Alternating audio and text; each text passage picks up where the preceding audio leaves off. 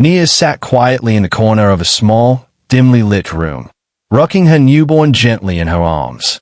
The fan above buzzed unevenly, and the bills on the chipped wooden table reminded her just how close to drowning she felt. Since the baby's father had walked out months ago, Nia had been on her own, unemployed, exhausted, and emotionally threadbare. The cries of her infant were constant, but the silence from those she thought might help was even louder. Everyone had backed away, except one person, her oldest sister, Zanele. Zanele had stepped in at just the right moment. She showed up with groceries, offered her a spare room in her big house, and even said she could watch the baby when Nia needed rest. To outsiders, Zanele seemed like a savior, a loving sister, giving and selfless. Even Nia wanted to believe that. But deep inside, a quiet discomfort lingered, one she couldn't yet name. Something about her sister's constant hovering, her sharp glances, and the way she always had a solution ready felt less like love and more like strategy. As Nia folded the baby's clothes one evening, her mind drifted to their childhood. Zanele had always been the one in charge. Even back then, she had a way of controlling every game, every decision, even what friends Nia was allowed to keep. Their parents saw Zanele as the golden child, the one who knew better. Nia, in contrast, had been the quiet one, the one always being corrected. It wasn't just sisterly bossiness. Zanele's control had shaped the way Nia moved through life. Now, with Nia at her most vulnerable, Zanele's presence felt heavy. She spoke sweetly, smiled often, but her eyes always watched too closely. Her suggestions always edged toward command. One afternoon, when Zanele casually referred to the baby's crib as our little nursery, Nia paused. It wasn't just a slip. It felt deliberate. And it was then that Nia began to question, was this help? Or something else entirely? Nia didn't have answers yet, but the tension in her chest told her this wasn't just sisterly support. Something was off. Something that would soon unravel. It started with little things. Things that could almost be brushed off as excitement. One morning, Nia woke up to find Zanele gone, the baby not in his crib. Panic surged through her chest until she saw a note on the fridge. Took him for a little walk in the park. You look so tired. Enjoy the rest. No mention of asking permission. No text. No heads up. Nia tried to calm herself. Maybe Zanele was just trying to help. Maybe this was what support looked like, even if it felt like a violation. But the pattern continued. Zanele began to refer to herself as Mama in front of the baby, always in a joking tone, always with a laugh at the end. Say hi to Mama, Zanele, she'd coo, bouncing the baby in her arms. The first time it happened, Nia chuckled awkwardly. The second time, she forced a smile. By the fourth time, she stopped laughing. The baby was starting to respond to that word, and it wasn't being directed at Nia. Then came the nursery. Nia had only mentioned, offhand, that the baby's things were too cramped in her own room. A few days later, Zanele excitedly told her, come upstairs, I've got a surprise. The second bedroom, once a guest room, had been completely transformed. Pale blue walls, a crib, stuffed animals, even personalized wall art with the baby's name. I wanted him to have his own space, Zanele said, arms spread wide like she'd done something magical. Nia's stomach twisted. She hadn't been asked. She hadn't agreed. But she was made to feel ungrateful if she pushed back. One evening, as Nia walked past the nursery door, she paused. It was open just a crack, and she heard Zanele's voice inside, soft and wistful. I finally feel like a mother again, she whispered to the baby. Nia froze. Again, the word echoed. It wasn't just a slip, it was a confession. The tone wasn't playful, wasn't performative. It was raw, intimate.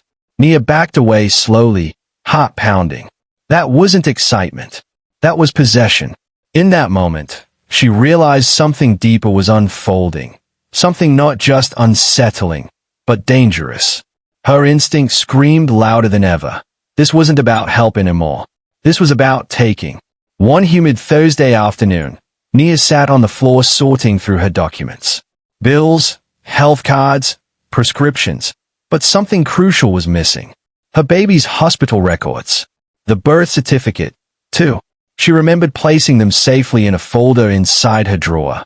But now they were gone. She pulled everything apart, drawers, cabinets, diaper bags, her hands trembling with panic. Zanele walked in mid-search. Looking for something, she asked casually, sipping from a glass of juice. Nia hesitated, unsure whether to say anything. Then she nodded. I can't find the baby's birth documents. Zanele raised an eyebrow, then smiled. You're just overwhelmed. Don't worry, we'll find them together. The word we grated against Nia's nerves. Still, she allowed Zanele to help, watching as her sister moved through her things with a little too much familiarity. Zanele checked under furniture, in kitchen drawers, places the documents had never been. Her calmness didn't feel supportive, it felt rehearsed. After nearly an hour, they found nothing. That night, Nia barely slept. A creeping fear settled into her bones. The documents were too important to lose. Someone could use them to do anything. The next morning, just as she was folding the baby's laundry, Zanele appeared with a grin. Guess what I found under the couch, she said, holding up the manila folder. Silly, you must have dropped it. Nia took the folder slowly. Everything was there, the birth certificate, hospital discharge papers, immunization booklet, but they were arranged differently. Tidy. Too tidy. The birth certificate was now laminated. That hadn't been done before. The folder had Zanele's handwriting on a sticky note inside. Important. Don't misplace. Nia stared at the folder in silence, nodding mechanically, her heart racing. She thanked Zanele, but her mind screamed questions. How had it ended up there? Why was it laminated? Why the sticky note? Something inside her clicked. Her trust began to unravel. She couldn't prove anything. Not yet. But this was no longer coincidence. This was precision. Someone had touched her child's identity. Someone had plans. And that someone was pretending to help while laying bricks for something Nia couldn't yet see, but soon would. And when she did, it would change everything. It was an ordinary afternoon, or so it seemed. Zanele was unusually dressed up, wearing heels and a crisp blouse. Just a quick appointment in town, she said casually, grabbing her car keys and kissing the baby's forehead like she was his mother. Don't wait up. I might be late. Her voice was sweet, her tone light, but Nia felt something off. Moments after Zanele left, the baby began to cry. Nia reached for the diaper bag, searching for wipes. They weren't there. She checked the side table, then the sofa, then glanced over at Zanele's oversized purse sitting by the door. It was unzipped, a flap barely open, just enough to reveal a small corner of a manila envelope inside. Nia hesitated. She wasn't the type to snoop. But lately, everything inside her had been screaming to pay attention. Her hands moved before her thoughts could catch up. She slowly opened the purse and pulled out the envelope. On the front, bold black marker, private, adoption packet. The words hit her like a slap. Her fingers trembled as she opened it. Inside were multiple documents, each one more horrifying than the last. An adoption application, consent forms, a false affidavit claiming the biological mother was unfit and absent. Photos of her baby, attached to the back of the paperwork. But what turned her blood to ice was the name listed under adoptive parent, Zanele Okonkwo. Not co-guardian, not temporary guardian, adoptive mother. The documents were neat, filed, stamped, and worst of all, they looked real. Forged signatures, a backdated form, a letter supposedly from Nia herself, relinquishing parental rights. A fake signature that mimicked hers just enough to fool someone. Nia dropped the envelope. Her knees buckled as she sank to the floor, holding the baby against her chest, heart pounding like a war drum. Her head swam. This wasn't just a controlling sister. This was something else entirely. This was betrayal. This was theft in slow motion. Zanele hadn't been helping her. She'd been replacing her. Panic bloomed like fire in Nia's lungs. She needed to act. Quietly. Quickly. Before Zanele returned and locked everything into place. Because now, Nia knew the truth. Her sister wasn't planning to share her child's life. She was planning to steal it. Dinner was quiet that evening. Too quiet. The kind of silence that thickens the air, where even the clinking of silverware feels suspicious. Zanele served yam porridge and grilled chicken with her usual grace, smiling brightly, as though nothing in the world was wrong. As though her purse hadn't just betrayed her.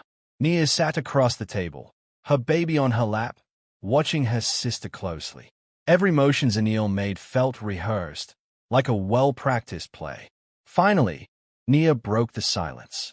"I found the adoption papers in your purse," she said softly, steadying her voice. Zanele didn't flinch. She blinked once, calmly set down her fork, and leaned back in her chair. "Oh, that," she said, with a casual laugh. "That was just a safety measure. A backup plan, in case something ever happens to you. You've been overwhelmed lately. And I wanted to make sure he'd be protected." Her voice dripped with concern, every word polished like a lawyer's defense. Nia didn't react. Instead, she pulled out one of the documents she had secretly photocopied. She tapped the bottom corner. "This was notarized last Thursday." Zanele's smile faltered for half a breath. But it was quick. Too quick for anyone who wasn't watching closely. "I just wanted it to be official. You never know with these systems. Paperwork can take forever." Nia nodded slowly, pretending to accept the excuse. But inside, her heart had already hardened. There was no misunderstanding anymore. No space left for doubt. Zanele wasn't protecting her family. She was positioning herself to take it. Nia said nothing more that night. She finished her meal, thanked her sister, and went to her room like everything was normal. But once the door shut, she placed her sleeping baby gently in the crib and sat down at her desk. She opened her laptop, searched for family law lawyers, opened a notepad, wrote down every date, every name, every inconsistency. Zanele had underestimated her, thought she would panic or beg. But Nia wasn't going to scream. She was going to outsmart her. If Zanele wanted a game, she'd get one. And this time, Nia would play by her own rules. The next morning, Nia wore a simple scarf over her head and wrapped her baby close to her chest in a sling. She didn't tell Zanele she was going out, only scribbled a vague note about running errands. Her heart thumped with every step as she boarded a key to the local child welfare office, a beige government building tucked behind a row of shops, easily overlooked unless you were searching for it.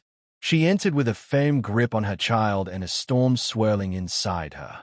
The receptionist glanced up, bored, but Nia's voice was quiet and firm. "I need to check if someone submitted an adoption request for my son, without my consent."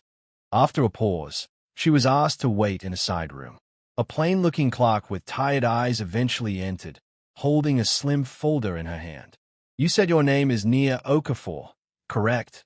the woman asked, flipping through the file. "And the child's name?" Nia nodded and repeated both. The clerk's eyes widened slightly. She glanced toward the closed door, then back at Nia. Her voice dropped to a whisper. "There's a file here. Submitted last week. The adoptive parent listed is Zanele Okonkwo." Nia's breath caught. The clerk hesitated. "It includes a letter of consent. Supposedly from you."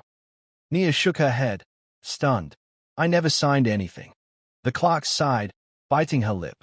"It looks like whoever submitted this knew how to make it look real. But something felt off to me when I saw it. I've seen cases like this before." Nia's voice broke slightly. "Can I get a copy? I'll stop the process." The clerk looked around the room nervously. "I'm not allowed to give copies," she said quietly. "But listen carefully. You need to report this to the police. Immediately, before the paperwork moves to the final review." Nia nodded slowly, the weight of the truth pressing against her chest. She thanked the woman and walked out, her steps heavier than when she came in. Outside, the street buzzed with life. Cars honking, vendors shouting. But Nia couldn't hear any of it. Her world had narrowed down to one mission. She had proof now, not in paper, but in words, in whispers, and she wasn't going to let those whispers go unheard. The police station was painted in faded blue, the kind that had long since stopped feeling official.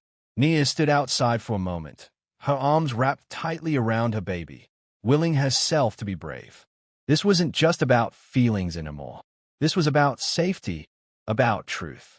Inside, the fan squeaked overhead as she approached the front desk. A young officer with tired eyes looked up. "Yes, madam." She explained everything. quietly but clearly. The missing documents, the adoption file, the fake signature, Zanele's behavior, and the envelope labeled private, adoption packet. The officer leaned in, listening with growing interest. He asked her to sit, then brought in a senior officer, a calm, older man named Inspector Lawal. He didn't interrupt once. When Nia finished, he sat back in his chair and tapped a pen on the desk. What you're describing is serious, Ms. Okafor. Fraud, possibly abduction. But without physical evidence or recorded intent, it becomes your word against hers. And she's family, yes. Nia nodded slowly. Half-sister, but yes. He paused, then leaned forward. There's something we can do. You're still living with her. Yes, Nias said. He nodded. If you can get her to talk, openly, about what she's trying to do, we'll have grounds to investigate further. We can provide you with a small recorder. Easy to hide. You'll wear it. Just talk to her. Ask questions. Nia felt her body tighten. Recording her own sister felt like betrayal. And yet, hadn't Zanele already betrayed her 100 times over? What if she finds out? Nia asked quietly. We'll protect you, Lawal said firmly. But we need something concrete. She looked down at her son, sleeping peacefully in her arms. The weight of his tiny body reminded her of what was at stake. Not her pride, not her fear, but his future, his name, his safety. I'll do it, she said finally. For him. The officer nodded and handed her a small device, no larger than a button, with simple instructions. As she walked out of the station, heart pounding, she realized she was no longer just reacting. She was preparing for battle. And this time, she wouldn't flinch. Nia brewed the tea with steady hands, though her insides quaked like a leaf in the wind. The tiny recorder, clipped just beneath the collar of her blouse, was already running. She glanced at the baby monitor on the counter, then at Zanele, who sat on the veranda, scrolling her phone, her legs crossed and confidence radiating from her like heat. She brought out the tea, masking her nerves behind a small smile. I've been thinking a lot lately, Nia began, handing Zanele her cup. About being a mother. About how hard it's been. Zanele looked up, her eyes curious but not alarmed. It is hard. You're doing your best, Nia. She sipped her tea delicately. But let's be honest, you've looked exhausted for weeks. Nia chuckled softly, playing along. Sometimes I wonder if you'd be better off with someone more stable. Like you, maybe. That was the moment Zanele's eyes lit up, not with concern, but something deeper. Satisfaction. She leaned in slightly, her voice lowering. I mean, I didn't want to say it outright, she said, but yes. I've already spoken to the agency. Things are moving ahead, faster than I thought, actually. Nia kept her expression neutral. The agency? Zanele nodded, smug. The social worker thinks it's best for him. You're emotionally fragile, Nia.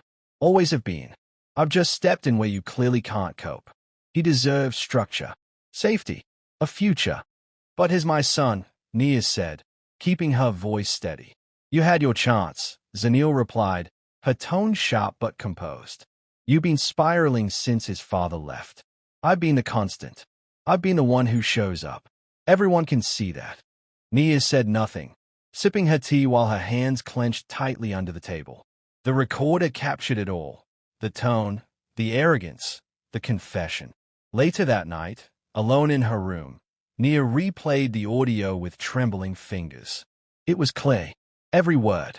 Every self-incriminating sentence. No deniability. No misinterpretation.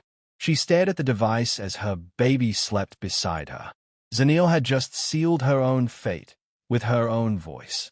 And Nia, for the first time in weeks, allowed herself to feel something new. Relief.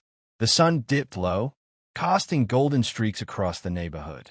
Children played on the street corners, vendors packed up their stalls, and the hum of evening life began to rise. Inside the house, Zanele hummed softly to herself, organizing baby clothes in the nursery she had claimed as her own. Everything was in its place, neat, orderly, under control. Just how she liked it. Then came the knock. Firm, repetitive. Official. Zanele opened the front door, still smiling, only to be met with 3 uniformed officers. Behind them stood Inspector Lawal, clipboard in hand, warrant clearly visible. Zanele Okonkwo, he asked, voice calm but unyielding. Yes, she answered, confused. Is there a problem? We have a warrant for your arrest on charges of document forgery, attempted child abduction, and fraud, he said without flinching. Zanele blinked. Her smile faded, replaced with disbelief. There must be a mistake, she said quickly, glancing over her shoulder, then back at them. I think you're confusing me with. We're not, Lawal interrupted. We have evidence, including an audio recording of you admitting to submitting false documents to claim legal custody of your sister's child. Her breath hitched. Her eyes darted toward the house, searching for Nia, for someone to deny it. Wait, no, she gave me permission. She's unstable. I was trying to protect him. You'll have the chance to explain in court, the officer said, stepping forward. Please turn around. As the cuffs clicked around her wrists, Zanele's voice turned shrill. This is insane. I'm the one who took care of him. I fed him, bathed him, built his room. She was falling apart. The neighbors had begun to gather, peering from their balconies, peeking from behind gates. Whispers buzzed through the air like flies. The perfect, polished Zanele, always in control, always so generous, now being led away like a criminal. Nias stood at the gate, the baby cradled against her chest, silent, her expression unreadable. Zanele locked eyes with her one last time. You think this makes you a good mother, she spat. But Nia didn't flinch. She simply whispered, no, this just proves I always was one.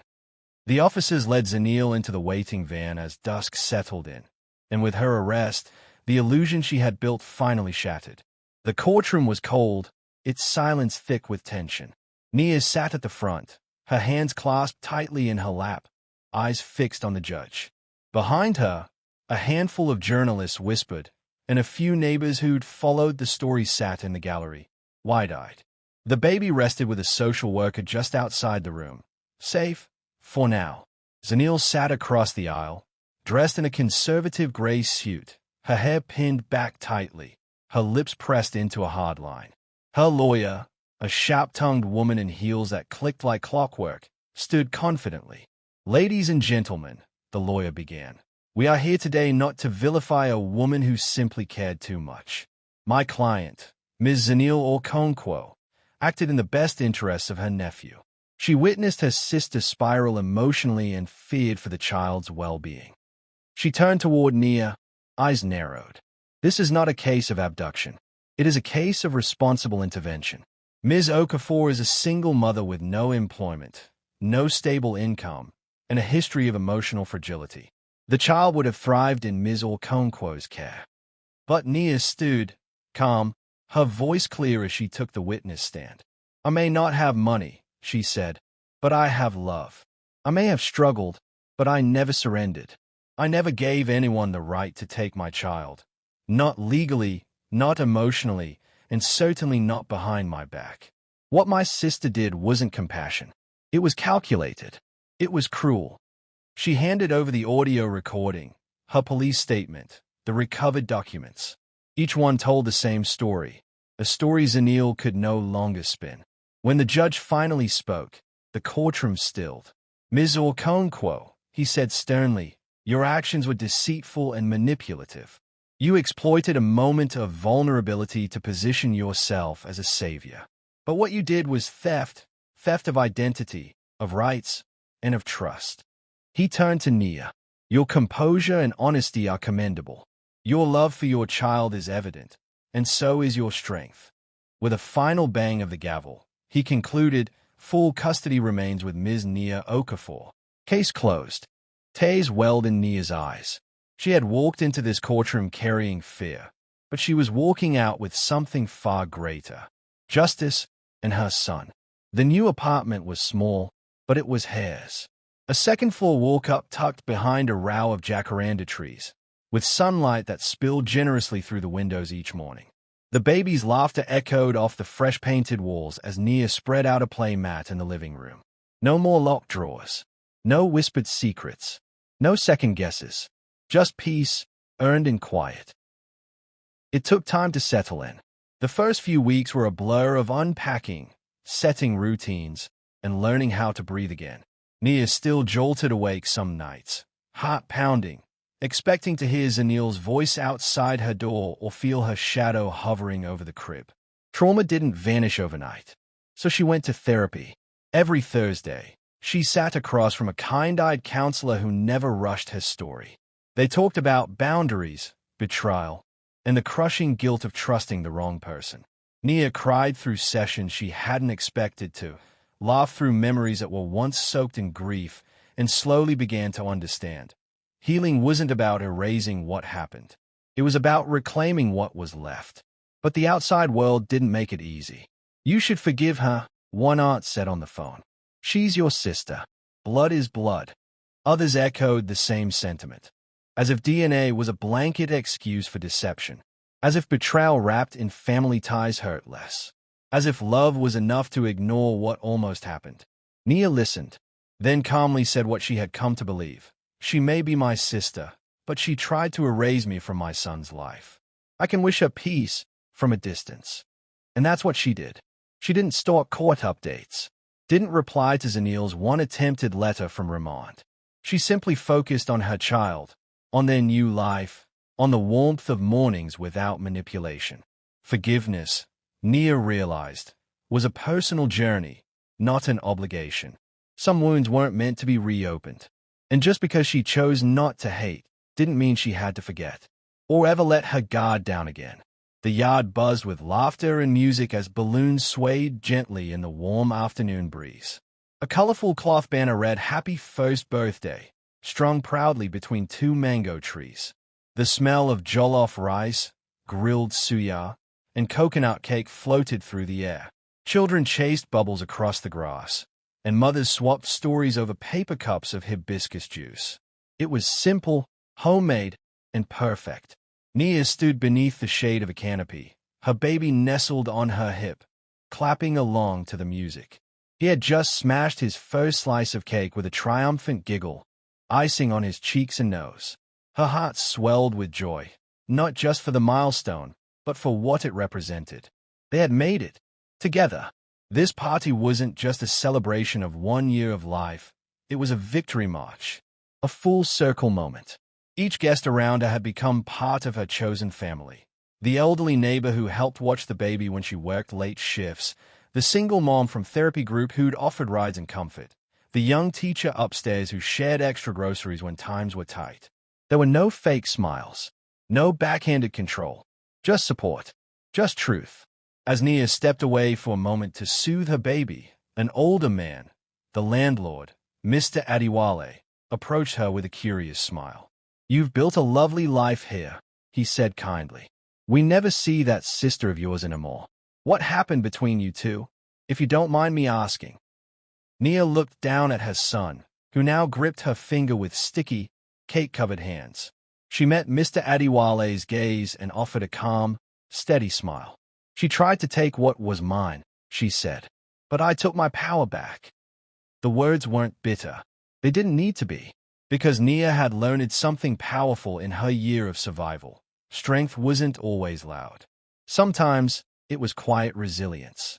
A steady hand, a boundary drawn in peace, a mother choosing not to break, no matter how close the threat.